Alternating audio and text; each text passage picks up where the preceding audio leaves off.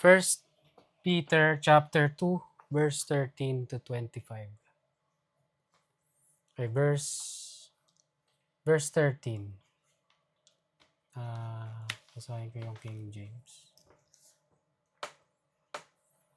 Basahin ko yung 13-14. Submit yourselves to every ordinance or institution of man for the Lord's sake, whether it be to the king as supreme, or unto governors as unto them that are sent by him for the punishment of evildoers, and for the praise of them that do well. So parang ano to, Romans chapter 13, verse 1. Si Peter to, no? Dito si Paul naman sa Roman. Let every soul be subject to the higher power. For there is no power but of God. The powers that be are ordained by God. So, yung mga nakikita natin na authority over us, sino yun? President. Yun yung modern day king. In a way. The government, kunyari, yung mga police officers, inordain ni God yun para i-uphold yung evil. Naintindihan nyo? Pag hindi nilagay ni Lord yung mga ganyang klaseng ordinance o government, ano sa tingin mo mangyayari sa mundo? Magulo. Patayan. Everybody for himself. Free for all. No. Our sovereign God, by His wisdom, ordained that. Has put everybody in place. Naintindihan nyo? Parang sa John 19, si Pilate, tanda mo? Sinabi ni Pilate sa kanya, I have the power to have you killed, get you crucified. Tanda nyo? Ang sabi ni Lord sa kanya, you only have authority and power, na? Yes. Because it was given to you by my Father. Naintindihan nyo? So lahat ng tao, especially talking in context, the authorities over us, those are there because of God. At tandaan ko dati, sila dad, no? Talagang pinapakita nila yung hate sa cops. I hate cops. I hate them. Dati na si Jason din. I hate cops. Pero sa totoo lang, to say that, is parang sinabi mo na rin, I hate God that He's put His cops over me, over us, over me. Naintindihan nyo? Hindi tama. Kaya dito tinuturo sa atin ni God through Peter. Diba? Na hindi dapat ganun. Mamaya makikita rin natin yung tungkol sa mga boss sa trabaho. Those who are above you. Kunyari sa place of work. Si God din ang napag-aralan natin yung dati. Si God din ang naglagay nun. 14, or unto governors, as unto them, mas maganda ito ng ESV. Basahin natin ESV. 14. Or to governors as sent by Him to punish those who do evil and to praise those who do good. So, pinadala ni Lord John, inordain niya yung ganyan, mga authority over everybody, to the evil, to the wicked, for their punishment. Pero, to the obedient, to the good citizens, for the praise. Para makita nila na, good citizen tong mga to. Diba? They live accordingly. They say, kunyari, Believers tayo, no? Kaya we have to live accordingly. Not as disobedient to the authority, but as abiding citizens. Naintindihan nyo? Hindi lawbreakers. Hindi fitting eh. Naintindihan nyo? We are ministers of God. Our righteous God, tapos we're gonna be lawbreakers. Hindi tama. Diba? Mali yung gano'n. 15. For so is the will of God, that with well-doing, you may put to silence the ignorance of foolish men. So, malinaw na malinaw. Controlled to lahat under the sovereignty of God. So, parang yung ano to, no? Yung verse 12. Especially second part. That with well-doing, you may put to silence the ignorance of foolish men. Yung verse 12, having your conversation honest, conversation honest among the Gentiles, that whereas they speak against you as evildoers, they may by your good works, which they shall behold or see, glorify God in the day of visitation. Parang binasa natin to kanina sa yung isa pang study natin. Matthew 5:16. Let your light so shine, no? That they may see your good works and glorify your Father in heaven.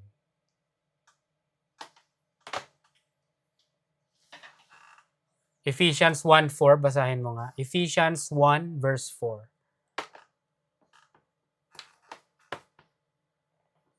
According as he hath chosen us in him before the foundation of the world, that we should be holy and without blame before him in love. Mm-hmm. This is how we ought to live our lives. Holy and without blame. Walang makikitang sisi sa atin. Walang makikitang masama dapat sa atin na ma-associate sa atin. Hindi tayo pwedeng ma-associate ng evil works, ng law breaking, tapos believers of God. Naintindihan nyo? Hindi pwedeng associated yung dalawa na yun. You have to be blameless, without blame and holy. Separate from sa mga ganon. Yun ang sinasabi dito. Naintindihan nyo? 16. As free, and not using your liberty for a cloak of maliciousness or evil, but as the servants of God. Ayan na naman yun, parang nag-i-excuse. This is saying that we should be under subjection to the governing authorities. Not as slaves, but as free. Hindi dapat tayo hindi. We're subjected to the governing authority. Not as slaves, na parang, sige, we are your slaves. Naintindihan nyo? Hindi ganun ang sinasabi dito. But as free. Free, meaning slave of God. Slave of God because of the Lord Jesus Christ. Kasi sa Old Testament, usong-uso yung slavery doon especially. Binibenta yung slavery doon. Binibenta yung slave doon in the slavery. So, nandito ka sa old owner mo as a slave, no? Binibenta ka. Pag napunta ka sa panibagong master, slave owner, slave master, nasa panibagong ano ka na, master. Naintindihan nyo? So tayo, ito sinasabi, not as slaves but as free. Diba? Kumbaga yung sa salvation natin, bago tayo ma-save, we are slaves of sin, no?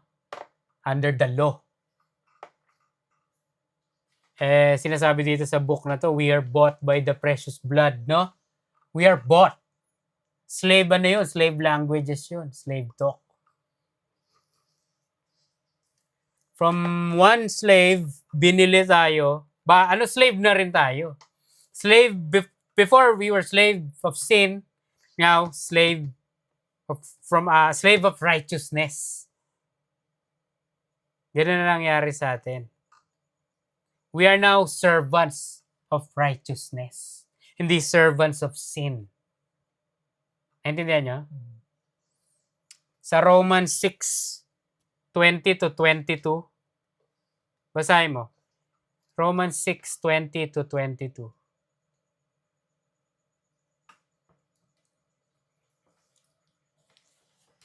For when ye were the servants of sin, ESV. ESV 20. For when you were slaves of sin, you were free in regard to righteousness. But what fruit were you getting at that time from the things of which you are now ashamed? For the end of those things is death. But now that you have been set free from sin and have become slaves of God, the fruit you get leads to sanctification, and its end, eternal life. Tingin, yung una doon, pinakamahalaga.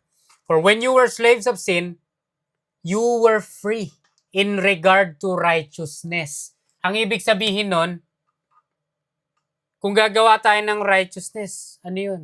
Wala yun, wala. Slave tayo ng sin eh. Ang ginagawa natin, parang ano tayo doon, foreign sa atin yung righteousness. Naintindihan nyo? Hindi natin master yun eh. Talking about being a slave. We are slave of or to sin. Naintindihan nyo? So, ang ginagawa natin, according to that, our master, sin. Pero, binili tayo ni Lord Jesus Christ. He rescued us. He bought us with His precious blood. The incorruptible, non-incorruptible and precious blood. Not like silver and gold. Ang pinantubos sa atin. Ngayon, slave of righteousness na. We are slave of righteousness. Kung dati, slave of sin, we do sin. Ngayon, we do righteousness. Because of His Son. It counts now. Naintindihan nyo? Dati wala. Parang binasa natin sa Romans 6:20. Free from righteousness. Invalid works yun. You're trying to do worship to God. You're trying to serve God as a non-believer. Naintindihan nyo? Wala. It's nothing. Kahit sabihin mo pa, lumuluhod ako sa ano. Pinagdadasal ko yun, nakaluhod. Ginagawa ko to. Wala. Void. Empty. Yung sinabi dito, no? Not using your liberty for cloak of evil.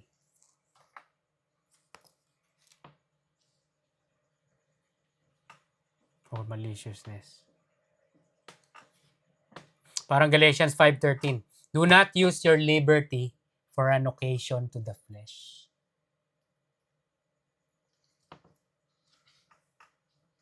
Hindi ko mo save na tayo. Diba?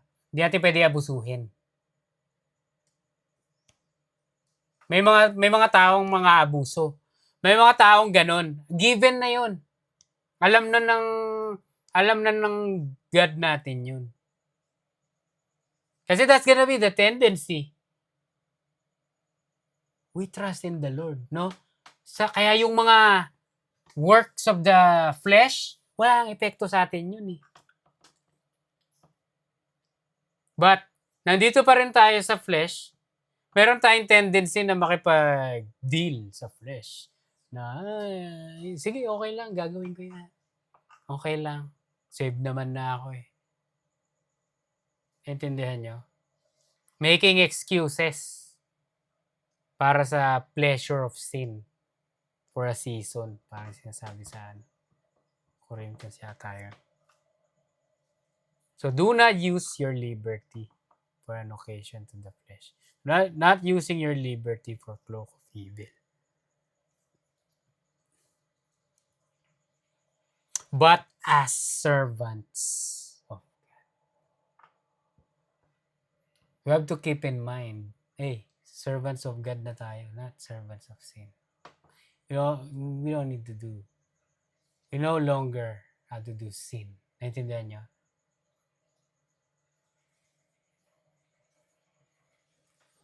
We were now free from sin slavery. We're now slaves of the Lord, slaves of righteousness. Yeah. We do the works of righteousness na. We do the right thing. Yun ang ibig sabihin nun, works of righteousness. We can now do the right things. Naintindihan nyo ba yan? 17. Honor all men. Love the brotherhood of brethren, the brothers and sisters. Fear God. Honor the king. Honor, timao. Ibig sabihin to respect. Respetuhin natin yung nilagay ni Lord na power over us. Naintindihan nyo? Dahil siya naglagay nun eh. That's Him. Naintindihan nyo? So, para mapakita natin na aware tayo, na ina-acknowledge natin na si God ang may gawa nun, you have to show respect dun sa mga tao na nilagay niya. Naintindihan nyo? Yan ang sinasabi dito. 18. Servants, be subject to your masters with all fear, not only to the good and gentle, but also to the froward or harsh. Dito sa, babasahin natin ito, 18 to 25. Nung first century kasi, grabe, sobrang dami ng slavery, usong-uso. Kaya ginagamit ni Paul ngayon, ni Peter ngayon dito yung mga language about slavery. Yung sinasabi dito na huwag ka lang maging subjected o obedient or nice kasi ang bait nung boss mo.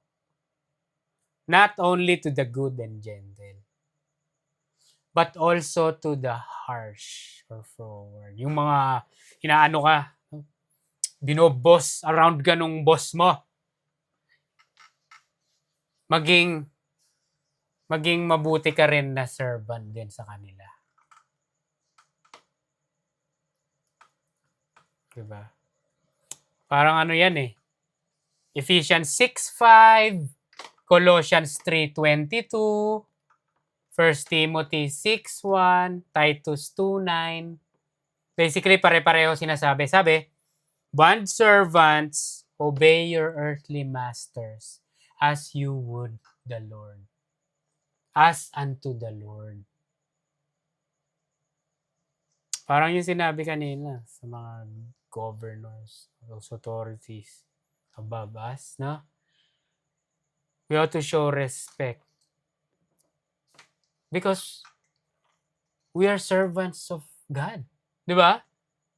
We acknowledge that He is sovereign and that He's put those authorities in their places. Di ba? We do it as unto God. So same thing with yung mga, kunyari, sa mga trabaho nyo, sa yung mga boss nyo. We treat them nice. Not only kasi yung sa mga mabait lang kasi sa akin, bait niya sa akin. Pero ito si yung boss ko ganito, lalayo ako dito. Can't be gay, I can't be nice to this guy, no? I'd rather stay away from him. Tapos pagkasama mo, pepekein mo, no? Kasi boss mo eh. Hindi dapat ganon. Sinabi rin dito sa yung mga passage na mention, not as eye pleasers. Tandaan niyo yan. Hypocrite yun. Para lang makita, ma-please yung nakikita. Pleasing. Hindi ganon. Verse 19. For this is thankworthy or commendable if a man for conscience toward God endure grief, suffering wrongfully. 20. For what glory is it if when ye be buffeted or beaten or suffer for your faults, ye shall take it patiently? But if when you do well and suffer for it, you take it patiently, this is acceptable with God. Parang 1 Peter 3:17. It's better to suffer for doing good. 1 Peter 4:13. Ganun din yan. It's like sharing in the sufferings of our Lord Jesus. 1 Peter 4:16. To suffer as a Christian is glorifying to God. Acceptable yun. Commendable before God. Kasi, you basically following His footsteps. Diba? You're basically you're being like your master, your Lord. Nagkakasunod tong mga slavery, 21 to 24, basahin natin. For even hereunto were ye called, because Christ also suffered for us, leaving us as an example, that ye should follow his steps. Who did no sin, neither was deceit found in his mouth or guile. 23. Who when he was reviled not again or in return. When he suffered, he threatened not, but committed himself to him, to his Father, that judgeth righteously. 24. Who his own self bare our sins in his own body on the tree, that we, being dead to sins, should live unto righteousness, by whose stripes or wounds ye were healed. What the Lord experienced in suffering, his servants experience in sufferings. It should be the same. Kaya kailangan hindi na tayo masurpresa. O ano natin yun, parang opportunity na i-imitate si Lord while suffering, while being under someone na harsh. Our Lord didn't talk back. Our Lord didn't threaten them. O, patay kayo sa akin ha. Pag susumpong ko kayo. Wala. Diba? Sa 1 Peter 4, verse 12 to 13, sinabi, don't be surprised when you are faced with fiery trials, as though some strange thing happened to you. Huwag ka na magulo, oh, some strange things is happening to me. Ano ba naman to? I'm being tested. Huwag ka na magulat. Diba? So, tingin mo si Lord nung ginugulpi na siya, na-experience niya yung nagulat. No? No, huwag ka na magulat. Rejoice. Diba? Sinabi rin ni Peter sa chapter 1 yan. Diba? We're talking about yung persecution nila, diba? Under Emperor Nero. Basahin mo yung Isaiah 53, 3 to 7. Peter probably has that in his mind when he said it. 53 verses 3 to 7. ESB. Sige. He was despised and rejected by men, a man of sorrows and acquainted with grief, and as one from whom men hide their faces. He was despised, and we esteemed him not. Surely he has borne our griefs and carried our sorrows. Yet we esteemed him stricken, smitten by God, and afflicted. But he was pierced for our transgressions. He was crushed for our iniquities. Upon him was the chastisement that brought us peace, and with his wounds we are healed. All we like sheep have gone astray. We have turned everyone to his own way, and the Lord has laid on him the iniquity of us all. He was oppressed and he was afflicted, yet he opened not his mouth. Like a lamb that is led to the slaughter, and like a sheep that before its shearers is silent, so he opened not his mouth. Exactly, di ba? That's what exactly Peter was saying. Isaiah chapter 53. Ito yung binabasa nung, Yung last time, pinanood natin sa YouTube. yung eunuch. Yes, exactly. Sa Acts chapter 8. Sino to? Sabi ng eunuch. In-explain ni Philip. Diba? Verse 25. For ye were as sheep going astray. Continuation pa rin. Isaiah 53. All we like sheep have gone astray. Sabi sa 53:6 ng Isaiah. No? For ye were as sheep going astray, but are now returned unto the shepherd and bishop of your souls. Kasi bago tayo masave, ganun tayo eh. No? Sheep, parang Matthew 9:36. As sheep having no shepherd. Para lang tayong sheep have gone astray. Walang nag-aalaga sa atin, walang nag-supervise sa atin, walang overseer, walang bantay. 9:36 Matthew. Naintindihan nyo? Ngayon sabi, but are now returned unto the shepherd. So meron na tayong shepherd. Sa Isaiah 40:11, sabi dun, he shall feed his flock like a shepherd.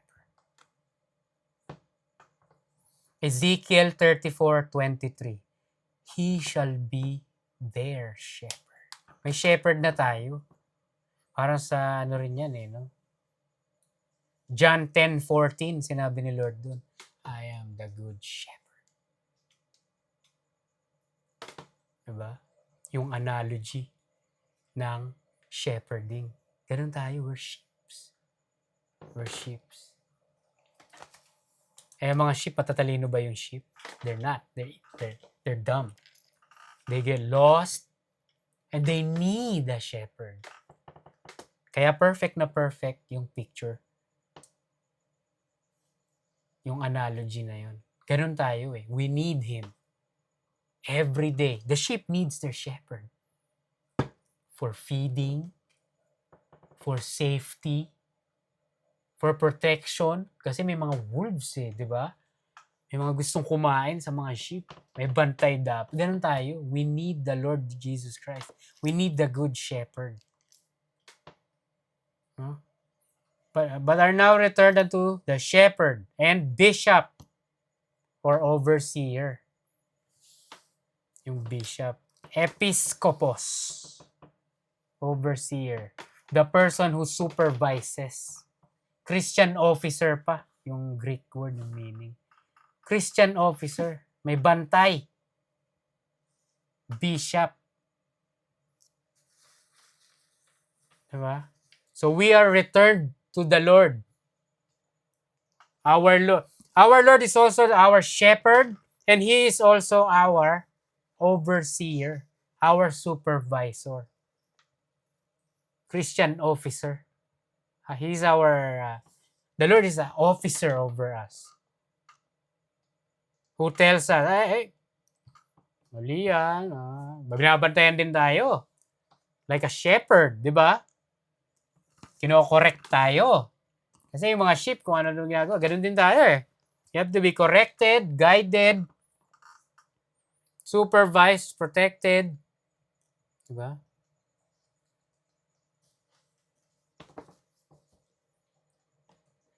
We are a sheep of our good shepherd. but have now returned. Now, this refers to yung return to the time we were converted. We returned. Ito yung time na na-return tayo. Conversion natin yun. Naging born again tayo. Yun yung time na sinave tayo. It also suggests na a new life. Redirection. New direction of life. New affiliation. Naintindihan nyo? Yun yung sinasabi dito. Are now, ye were as sheep going astray, but are now returned unto the sheep. May new ano na dito. Naintindihan nyo? May panibagong buhay. New government. New authority. Naintindihan niya? New ruler. We are now under God. Really. For real this time. Naintindihan niyo?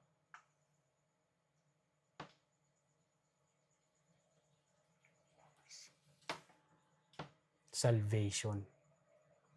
So, in summary, saved na tayo.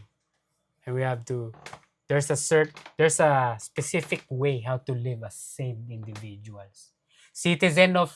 Citizenship in heaven, but on earth. While we are sojourning, while we are going through this world as temporary travelers or foreigners, naintindihan nyo? Strangers.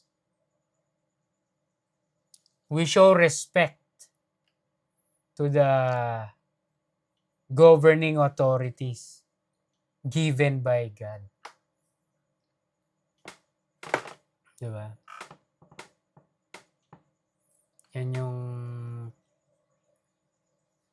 sinasabi dito sa chapter 2. Pero pag binalikan din natin yung last study natin, we have to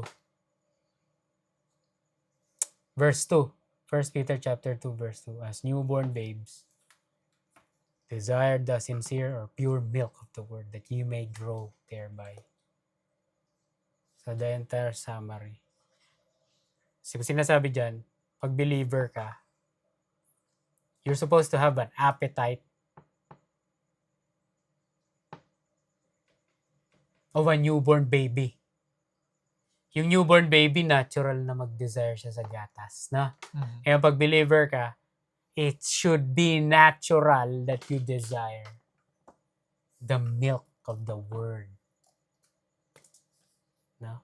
Resulting in your growth. Kaya pag malaki ka na, alam mo na ngayon paano mabuhay as a believer in this world temporarily. Naintindihan nyo? Resulting in people seeing God in you, giving glory to God.